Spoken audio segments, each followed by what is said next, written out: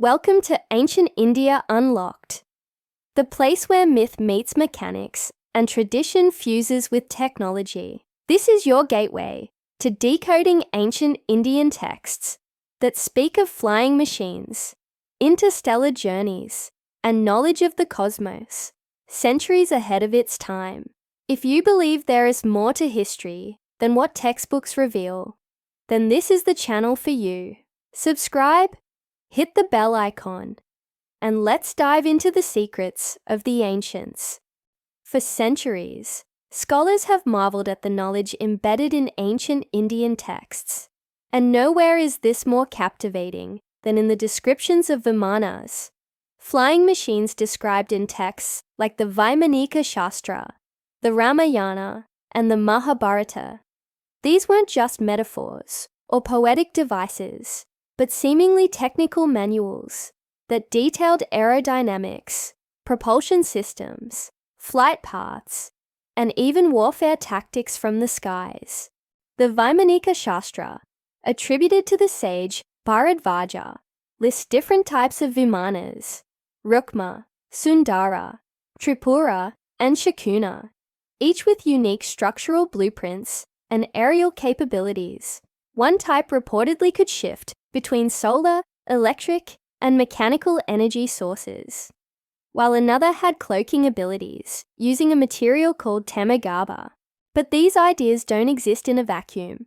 Other Vedic and Puranic literature, like the Samarangana Sutradhara, authored by King Bhoja, also describes mechanical birds and intricate propulsion mechanisms involving fire, air pressure, and mercury. It is not just text either.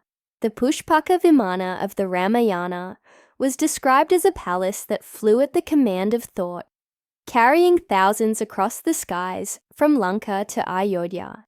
While many dismiss these descriptions as symbolic, they often mirror modern aviation concepts: gyroscopic stabilization, radar cloaking, and vertical takeoff. Researchers note that mercury-based propulsion, although seen as fantasy, echoes modern ideas of plasma propulsion and magneto-hydrodynamic drive systems. The question is, could these texts be vestiges of a lost, highly advanced civilization, one that encoded its knowledge in Sanskrit verse? Beyond Vimanas, India's scientific acumen is seen in astronomy. Aryabhata's Aryabhata from the 5th century CE calculated the Earth's rotation, its orbit around the Sun, and even the sidereal periods of planets. This was long before Galileo and Copernicus challenged geocentrism in the West. Aryabhata stated that the Earth rotates on its axis, a revolutionary idea for his time. He also calculated pi to several decimal places, understood the concept of zero as a placeholder, and devised sine functions for trigonometry. His follower, Varahamihira, compiled the Pancha Siddhantika, a synthesis of 5 astronomical traditions, blending Greek, Indian, and Babylonian knowledge, using spherical trigonometry and eclipse prediction. The Surya Siddhanta, even older, dated by some scholars to 1500 BCE or earlier, described time cycles spanning millions of years, planetary periods with surprising accuracy, and even gravitational forces, describing gravity as an attractive force long before Newton. It even suggested that the moon reflects light from the sun, a statement modern science validated only a few centuries ago. The measurements of the speed of light in Vedic texts are astonishing. The Rig Veda, when interpreted through commentaries like those of Sayana, estimates light speed at roughly 186,000 miles per second, the modern accepted value. Temples, too, reflect this knowledge. The Brihadiswara temple in Tamil Nadu aligns precisely with solstices and equinoxes. The Sun Temple at Konark is an astronomical marvel built as a chariot of Surya, complete with 24 wheels, representing the hours of the day, and 7 horses for the days of the week. Nalanda and Takshashila, Ancient universities trained scholars in logic, mathematics, metallurgy, and Ayurveda, often incorporating astronomical concepts in medicine and calendar calculations. Sanskrit terms like Jyotisha meant both astrology and astronomy, showing a unified worldview where celestial and terrestrial phenomena were interlinked.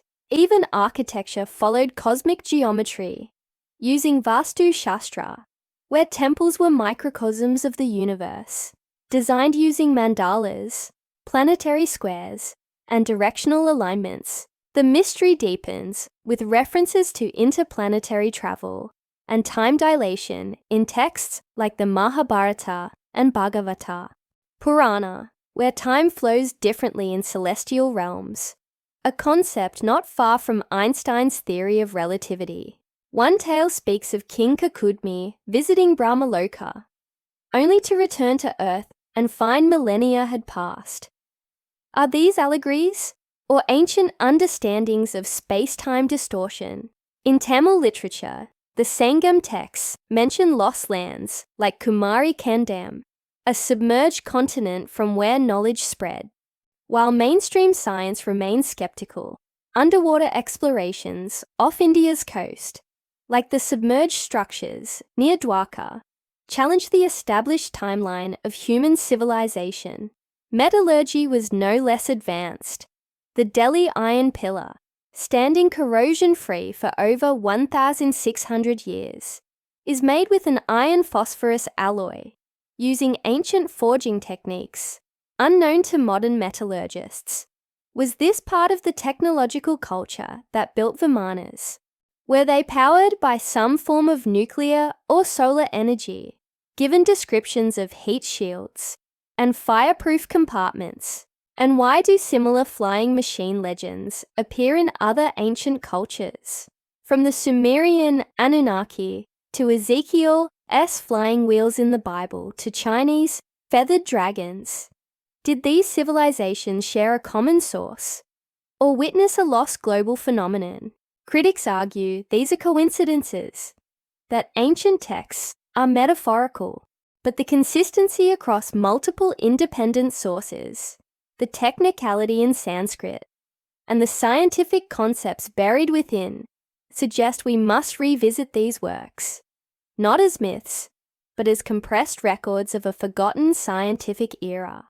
Modern physicists like Dr. Michio Kaku, while not directly endorsing Vimanas, have acknowledged that ancient cultures may have had knowledge systems we've yet to decode. Perhaps our ancestors, in encoding science as myth and poetry, left behind breadcrumbs for future generations to rediscover. In the end, the question isn't whether we can prove Vimanas existed, but whether we're ready to take ancient Indian knowledge seriously enough to investigate it with open minds and scientific rigor. Our past may be far more advanced and far more interconnected with the future than we ever imagined. If this episode transported your imagination and curiosity to new heights, drop A or in the comments. Do you think ancient India truly mastered sky travel and cosmic computation? Let us know below. Like the video if you're inspired by the technological genius of our ancestors. Share your thoughts. Every perspective brings us closer to truth. Pass this on to your friends who think science began in the 17th century. And subscribe to Ancient India Unlocked for weekly journeys into ancient wisdom. Until next time, keep flying higher and keep looking deeper.